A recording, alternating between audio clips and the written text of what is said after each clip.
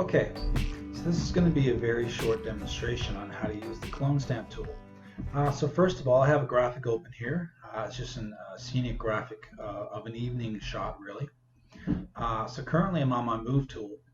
What I want to do here now is I want to find my clone stamp tool. So I move down to right here. This is the clone stamp tool. And there are a couple different options underneath there.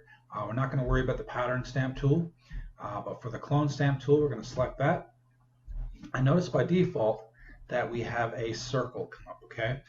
If you do end up with, say, that symbol, the crosshairs, that means that your caps lock is on and you don't want that, okay? So make sure your caps lock is off here just to make sure. That's what will happen if you see the crosshairs, okay? So let's turn that off. Now what I'm going to do here is notice that I have this small circle that represents the brush size right now, okay? So if I want to change this brush size to something larger, I'm going to right click, and when I right click it'll come up with these options here. So what I can do here is I can increase the size. Let's say if I increase it to, let's say, around 62, you'll see the brush is much larger, okay? If I press enter once, that will take away our options here. Now notice too, I'm going to right click again to show our options. Don't worry about the different brush options for now. There are different brush types, but for the clone stamp tool, I like to use a generic round brush to be consistent. Now notice here, you'll also see the hardness here, okay? What will happen here is you can actually make your, repeat your pattern using the clone stamp tool by using a soft brush or a hard brush. And this percentage here will dictate how much of a how much hardness it is in your brush impression. Okay, so right now it's at 0. I'll say 90% of the time I do leave this at 0. There are cases for using different hardness for it though. So let's see how it shows up just at the 0% here. Okay, so if I hold down Alt. Now when you hold down Alt, you see this pattern here, okay? That's that means that you're actually selecting a pattern, selecting an area to clone, okay? So if I click here, so notice it's just over a little bit of the sun here and some of the sky. And if I click over here, notice that it duplicated this part of the sun, okay? Now notice that as you move this brush along, it's always looking for a pattern to select, okay? That's what it's doing here. It's not actually repeating anything, but it's actually looking for a pattern to duplicate, okay? Now if I hold down Option or Alt again and click on the sun again, let's try, I'll click on part of the mountain down here and click here. Notice it duplicated that part of that mountain. I can do it again. And notice that as we go across here, it's selecting what was to the right or left of my pattern. Let's see that again. I'm just going to undo everything we have here. So let's say that we decide initially, okay, we want just the outer edge of the sun, okay? I'm going to hold down Alt, click here, and let's say we repeat that part of the sun. If I move away from that, you'll see that we only have that part of the sun duplicated. But if I keep going across here, look at this. It will duplicate whatever is there in that row. So I could duplicate this all the way across if I wanted to, okay? Right to the end of that image, because the image ends right here, so we can't go any further over. So that can be very useful as well if you're not quite sure how much of an image or a graphic that you need to clone. Then it gives you that freedom and that flexibility to either clone across or clone up and down as well. Let's undo this here now. Go Control Z on the Windows machine. Okay, so what we're going to do here now is we're going to actually use the clone stamp tool to erase something. Okay, what we're going to do is we're actually going to erase the sun. Okay, I'm just going to zoom in here now. And actually, before I do that, I wanted to get back to the hardness that we were just doing. So Notice that what we just did just then was at 0% hardness, okay?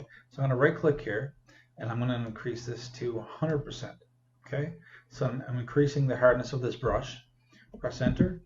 Now notice I'm going to hold down Alt and take, again, that part of the sun that we had before and duplicate it here. Now look at that, much more crisp, right? If I keep going across here, notice that the pattern is exactly how it should look. So when you're replicating a pattern, it's good to use hardness, okay? You'll see there. Now if I go down here as well, it'll grab everything in proportion to where it should be. See that? Now it does overlap if you go too many clicks without re-grabbing the pattern, but don't worry about that for now. So I'm just going to undo this here now.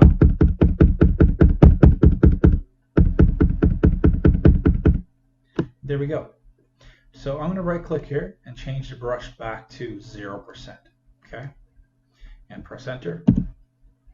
Now again, what we're going to attempt to do here is we're actually going to delete the sun and just leave the background behind it, okay?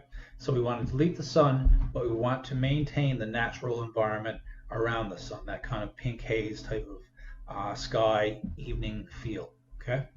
So first of all, I'm going to zoom in so I can see this a bit closer. And for this scenario, I believe the zoom level is fine. If it was something that needed to be maybe more precise, I would zoom in quite a bit further, okay? And that brush size is good. So now what I'm going to do is I'm going to hold down Alt over just some of the pink sky here. Now I want to get close to the sun, but I don't want to overlap the sun. So we know that right here would be kind of overlapping. So I'm just going to move over a tiny bit here, tiny bit more here, so that I'm away from the sun a bit. Hold down Alt, click, and I can click a couple times. I'll go up here to the similar pattern. I usually click around 3 times when I'm doing a pattern. That's usually a good hold for the pattern. So notice every time I'm adjusting to have an area that's as close to the pattern that I'm replicating as possible, okay?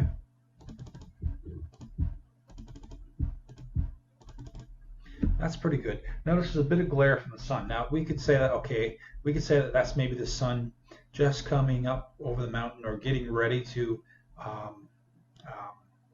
crest the mountain. I'm just going to zoom in a bit more here now, and I'm going to make my brush smaller so that way I can be more specific. Okay, 23. Let's go with 14 is fine. Hold down Option again to grab some of this pink here, and I'm going to get rid of some of this just very subtle yellow here that's here in the sun. And I think this should look fine. So I'm going to Control and zoom out, Control minus, and let's just scroll across here. And that's pretty accurate there now. If I zoom out again, that's about right. That's about what I was looking for here. Go back to the original. That's how the original looked. And this is the copy here. Now I do notice that we lost a little bit of the blue color here, okay? And we're talking about the blue color right in here. So I'm just going to go back to my edit here and zoom in again.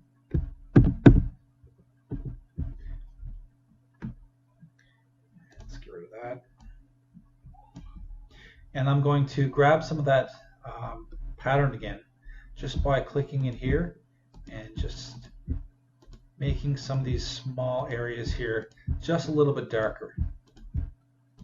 And this should help out quite a bit in gaining the dark areas for the mountains.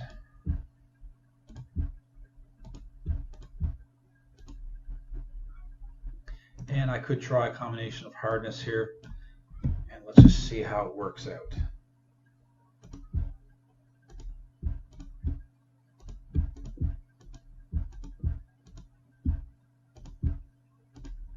And I'm just going to zoom out here now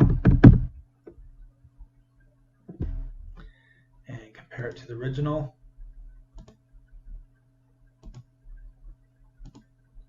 Still a little bit faded.